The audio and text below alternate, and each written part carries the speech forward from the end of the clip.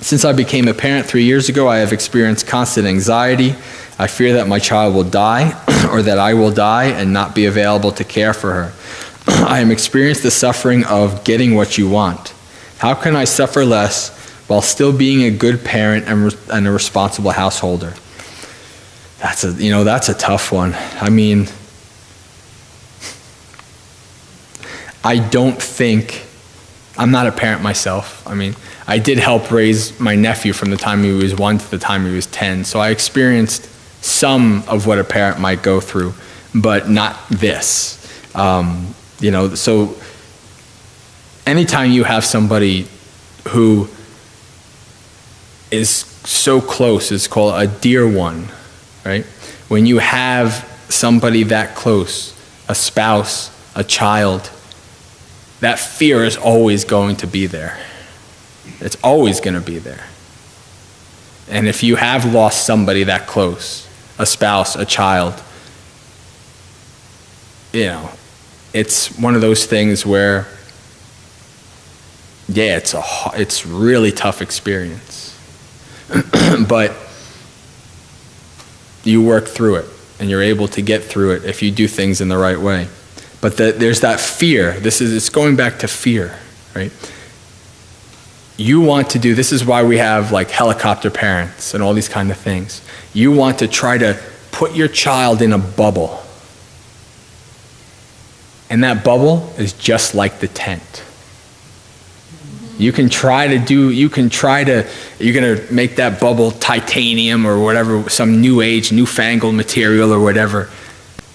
Something in life is going to pop that bubble. Something in life is going to pierce that bubble.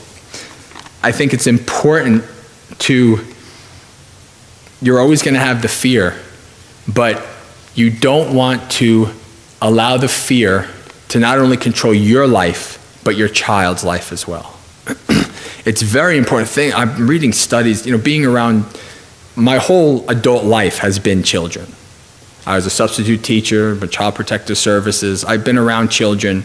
Even when I was in high school, my mom had a in-home daycare. So I've been around children my whole life.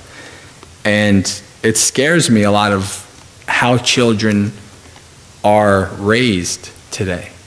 Just this overprotectiveness, the fear, there's a child rapist around every corner, and everything has to be the playgrounds, everything has to be padded, and we can't allow the child to just go in the neighborhood. There has to be play dates and all these kind of things now. The first time my sister's like, yeah, Anthony has a play date, and I'm like, a what? What? I was the last generation to have come in when the lights are on. After that is dead. I'm 40.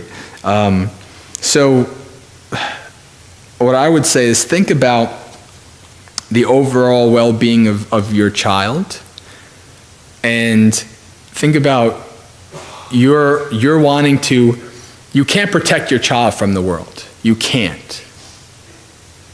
But what you can do is raise your child in a way that child can have the best chance of making the good decisions and living the best that they can in the world. Nothing, things will happen. Car accidents, cancer. You can't stop that. But what you can do is allow your child to live the best life that they can, and develop it and allow them to have that strength and that courage to not hide away from life, but to embrace it.